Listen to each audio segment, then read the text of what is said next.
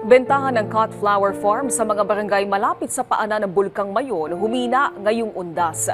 Nasira kasi ng Bagyong Christine ang kanilang sakahan. Si Nancy Mediavillo ng Radyo Pilipinas sa Balitang Pambansa.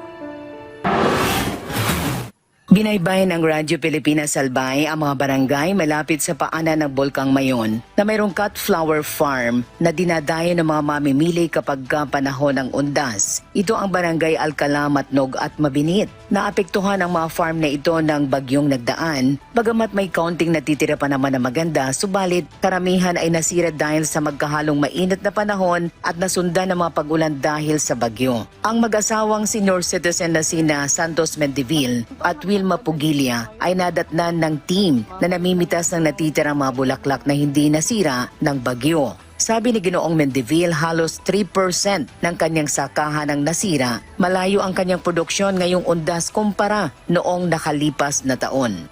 Pag una ba mainit, pag umulan naman, sabayan ng bagyo. Kaya ganyan na nangyari. May kahilingan si Ginoong Mendivil na sana mabigyan din sila ng ayuda. Inamin naman ni Nanay Wilma Pugilia na talagang humina ang kanilang bintahan ngayon kumpara noong nakalipas na taon. Kibrangan na so benta ng bulaklak ko. Ebinida naman ni Ginang Myla Banania ang pinakamabenta sa kanilang mga bulaklak, ang yellow gold. Ito yung mabenta sa amin kasi yung kulay,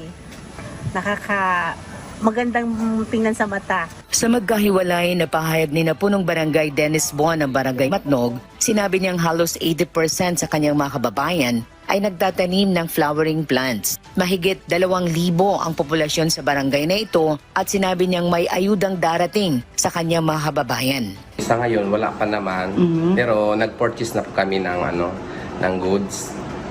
And syempre meron din yung kagaya nito, yung Tony, Albay, Kong Joey. Sabi naman ni Punong Barangay Cesar Mansos ng Barangay Alcala na submit na ng kanyang tanggapan ang report si LGU Kamalig at kanyang sinabi ang populasyon sa kanyang barangay ay mahigit 4,000. Sa ngayon, naabot na kami ng 4,000. 1,000 mahigit yung aming household. Mula Radyo Pilipinas Albay, Legazpi City, Nancy Mediavillo para sa Balitang Pambansa.